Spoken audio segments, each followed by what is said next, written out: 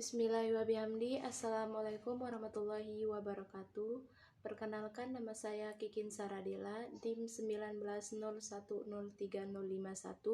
kelas 5C.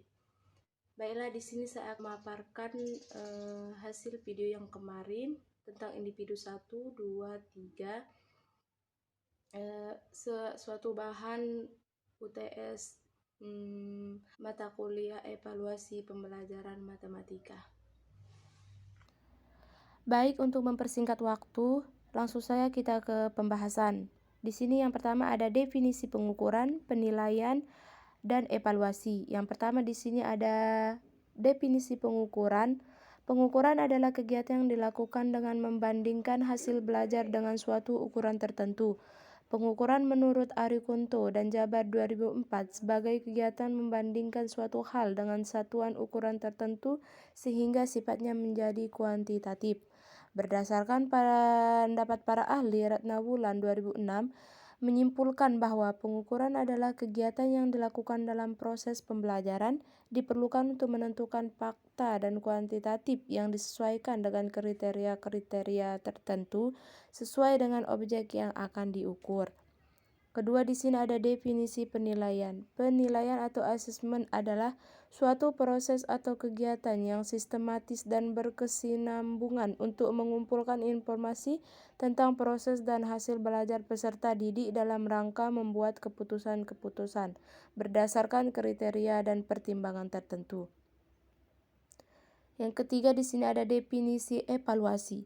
Evaluasi adalah proses sistematis pengumpulan, pengolahan, dan penyimpulan informasi tentang suatu objek untuk selanjutnya diberikan pertimbangan nilai atas objek tersebut berdasarkan kriteria tersebut.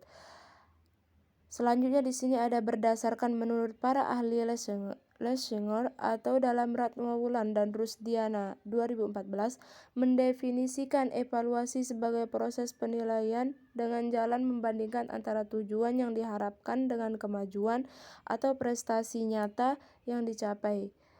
Selain pendapat tersebut, Wilson juga mendefinisikan evaluasi adalah proses untuk menggambarkan, memperoleh atau menghasilkan informasi yang berguna untuk mempertimbangkan suatu keputusan. Selanjutnya di sini ada proses evaluasi dalam pendidikan. Yang pertama di sini ada input, selanjutnya transformasi, selanjutnya output, dan balik lagi ke umpan balik lagi ke input.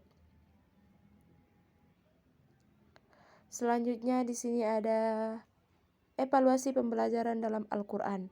Dalam Al-Quran terdapat ayat tentang evaluasi pada surat Al-Baqarah ayat 18 yang berbunyi Anbi'uni bi'asma'iha, di mana kata tersebut dimulai dengan kata Allama Adama al-asma kullilaha, mengajar nama-nama untuk Adam.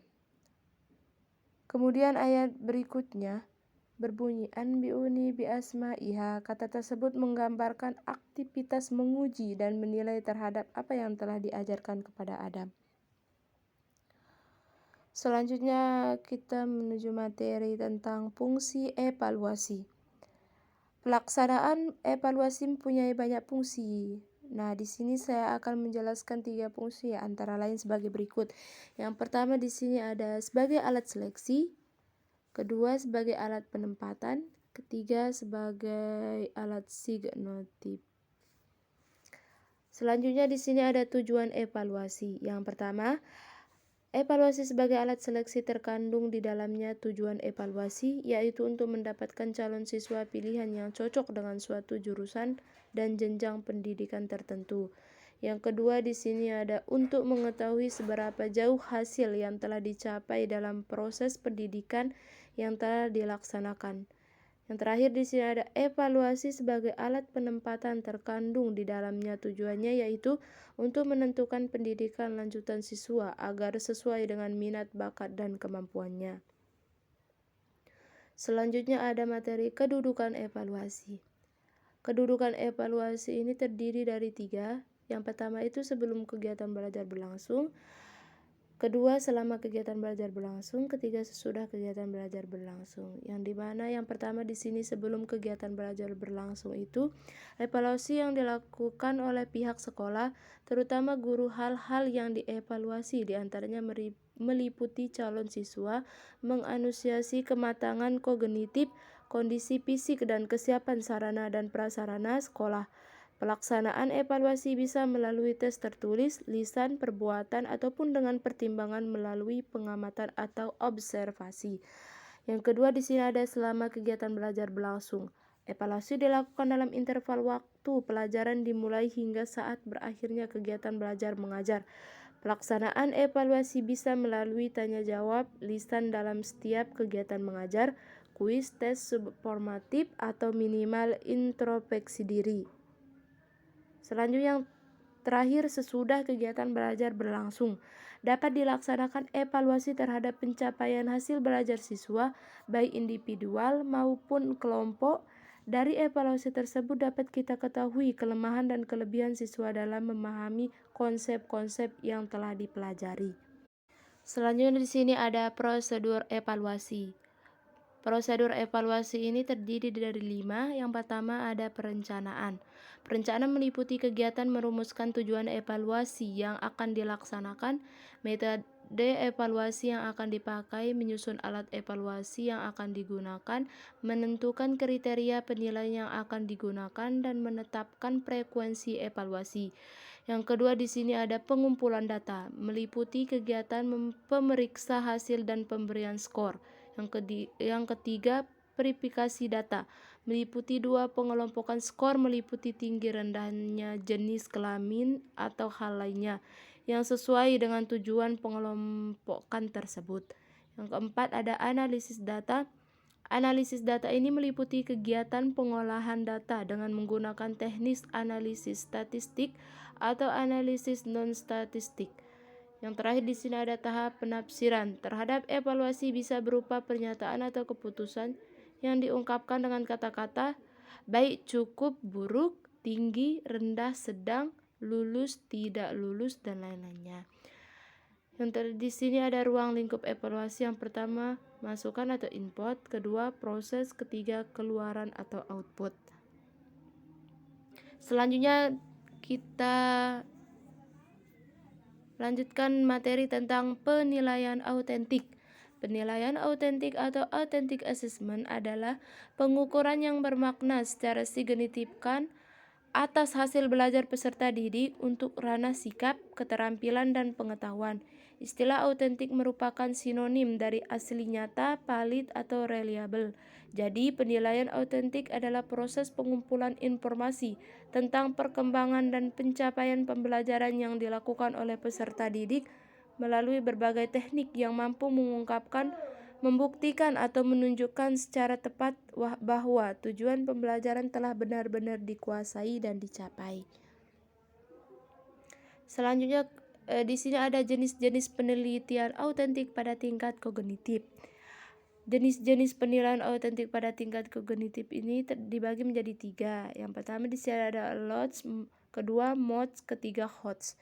Yang dimana LOTS ini merupakan LOTS atau Lower Order Thinking Skills merupakan keterampilan berpikir fungsional di mana informasi diperoleh melalui mengcopy, meniru, membeo, mengikuti peraturan-peraturan dan pengarahan-pengarahan, memorisasi, mengingat, memperoleh kembali informasi itu, mengetahui atau melakukan melalui penghafal, mengidentifikasi dan mengkuantifikasi sesuatu.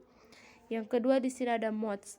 MOTS atau Middle Order Thinking Skills merupakan keterampilan berpikir logika di mana informasi digunakan untuk mengkarakteristikkan, mengasosiasikan, mendiferensiasikan, mengurutkan, mempolakan, menghitung, menghubungkan sebab dan akibat, mempresentasikan dan menyimpulkan. Terakhir di sini ada HOTS. HOTS atau Higher Order Thinking Skills terdiri dari 2 keterampilan berpikir, yaitu yang pertama di sini ada keterampilan berpikir kritis adalah kemampuan siswa dalam menganalisis argumen, membuat kesimpulan, menggunakan penalaran, menilai atau mengevaluasi dan membuat keputusan atau pemecahan masalah. Yang kedua di sini ada keterampilan berpikir kreatif adalah keterampilan individu dalam menggunakan proses berpikirnya untuk menghasilkan gagasan yang baru. Selanjutnya kita ke materi tentang yang sebelumnya juga tentang jenis-jenis penilaian autentik. Nah, di sini ada definisi soal HOTS. Soal HOTS atau Hunger Order Thinking Skills adalah soal instrumen pengukuran yang digunakan untuk mengukur di mana tingkat kedalaman dalam menilai kemampuan siswa sangatlah tinggi, yaitu kemampuan berpikir yang bukan hanya sekedar mengingat atau recall, menyatakan kembali atau restate. Bukan berarti soal tipe HOTS adalah soal sulit. Yang dimaksud dengan soal dengan tipe HOTS adalah soal yang menuntut kemampuan berpikir tingkat tinggi dan melibatkan kemampuan berpikir tingkat tinggi dan melibatkan proses bernalar sehingga dapat mengasah kemampuan berpikir kritis, logis, reflektif, metakognitif, dan kreatif. Nah, selanjutnya di sini ada ciri-ciri soal HOTS. Ciri-ciri soal HOTS ini terdiri dari 5. Yang pertama di sini ada transfer satu konsep ke konsep lainnya. Kedua, memproses dan menerapkan informasi. Ketiga, mencari kaitan dari berbagai informasi yang berbeda-beda. Keempat, menggunakan informasi untuk menyelesaikan masalah. Kelima, menelaah ide dan informasi secara kritis. Selanjutnya ada karakteristik soal HOTS. Yang pertama di sini ada mengukur kemampuan tingkat tinggi. The Australian Council for Education Research atau ASER menyatakan bahwa kemampuan berpikir tingkat tinggi merupakan proses analisis, merefleksi, memberikan argumen atau alasan, menerapkan konsep pada situasi berbeda, menyusun, menciptakan. Kemampuan berpikir tingkat tinggi termasuk kemampuan untuk memecahkan masalah atau problem solving, keterampilan berpikir kritis, berpikir kreatif, kemampuan berargumen, dan kemampuan mengambil keputusan. Yang kedua di sini ada berbasis permasalahan kontekstual. Soal HOTS merupakan asesmen yang berbasis situasi nyata dalam kehidupan sehari-hari. Dengan menggunakan soal kontekstual, terdapat beberapa keterampilan diperlukan oleh peserta didik yang perlu kita kembangkan, yaitu kemampuan menghubungkan atau relate, menginterpretasikan atau interpret, menerapkan atau apply, dan mengintegrasikan atau integrate. Yang ketiga di sini ada fokus pada penalaran. Soal HOTS akan menerbitkan pertanyaan yang bisa mengukur kemampuan menalar kamu. Artinya dari soal tersebut kamu mampu menganalisis ide dan informasi secara kritis, melakukan transfer satu konsep ke konsep lainnya, hingga menggunakan analisis tersebut untuk menyelesaikan masalah dan menemukan jawaban yang benar. Yang keempat di sini ada berkaitan dengan fenomena sehari-hari. Karakteristik soal HOTS selanjutnya yaitu banyak mengaitkan suatu materi dengan situasi nyata dalam kehidupan sehari-hari. Contohnya, fenomena sosial media, resesi ekonomi, rantai makanan, adaptasi tumbuhan, rotasi bumi, virus, dan sebagainya. Yang kelima di sini ada soal berupa cerita, tabel, dan diagram. Saat mengerjakan soal HOTS, ada data yang diberikan dalam bentuk panggalan cerita, paragraf bacaan, gambar, tabel maupun grafik. Jadi, pahami peran dituntut oleh untuk membaca dan memahami data-data tersebut terlebih dahulu sebelum mengerjakan soal. Data yang disajikan tersebut bisa digunakan untuk beberapa paragraf. Bacaan bisa digunakan untuk menjawab 3 pertanyaan seperti gagasan utama, kesimpulan, dan sebagainya.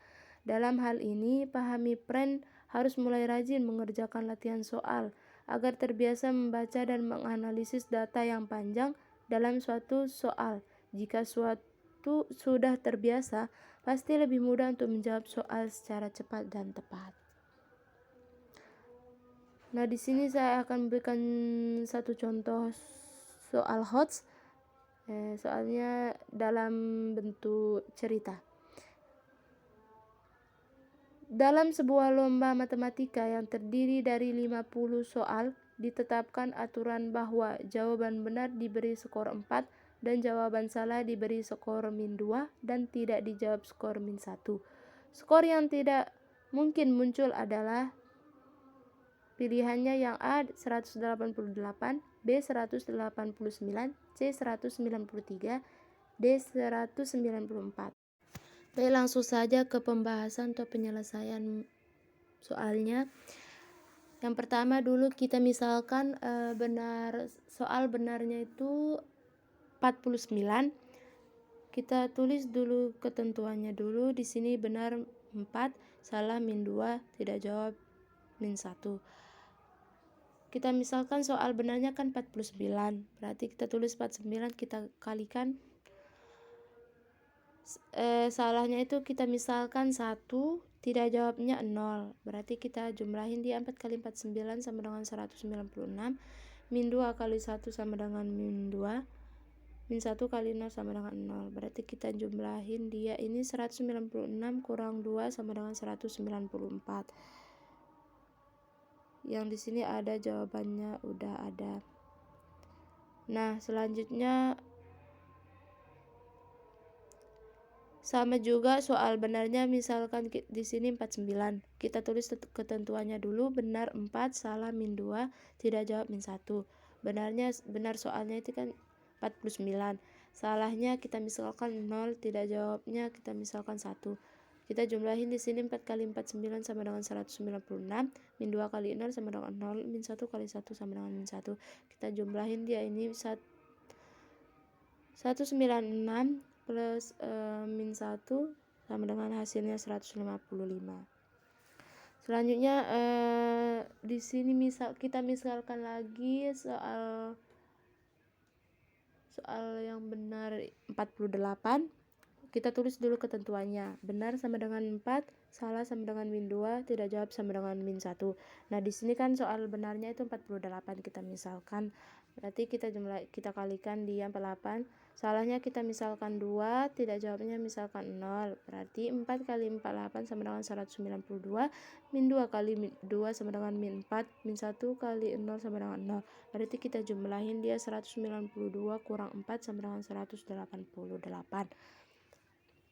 Selanjutnya sama juga soal benarnya 48. Kita tulis dulu ketentuannya, benarnya 4, salahnya -2, tidak jawabnya -1. Benar soalnya kan tadi 48. Kita misalkan 48 soal yang benar. Salahnya kita misalkan 0, tidak jawabnya kita misalkan 2. Jadi kita jumlahin dia dulu, 4 kali 48 sama dengan 192, -2 kali 0 sama dengan 0, -1 kali 2 sama dengan -2. Jadi kita jumlahin ini dulu, 192 kurang 2 sama dengan 190. Berarti yang terakhir kita misalkan juga soal yang benarnya 48. Kita tulis dulu ketentuannya, benar 4, salah -2, tidak jawab -1. Soal benarnya kan tadi kita misalkan 48, kita kalikan dia. Salahnya kita misalkan 1, tidak jawabnya kita misalkan 1. Berarti kita jumlahin 2 dulu, 4 kali 48 192, -2 kali 1 sama dengan -2, -1 kali 1 sama dengan -1. Kita jumlahin dia 192 kurang 2 kurang 1 sama dengan 189. Berarti yang tidak mungkin muncul adalah di sini kan ada pilihannya 188, di pembahasannya ya benar ada. 189 juga ada. 193 tidak ada. Yang terakhir di sini ada 194 ada. Berarti yang tidak mungkin muncul adalah yaitu 193. Mungkin hanya itu saja yang saya paparkan dalam video ini. Kurang lebihnya dari saya mohon dimaafkan. Wabillahi taufiq wal hidayah. Wassalamualaikum warahmatullahi wabarakatuh.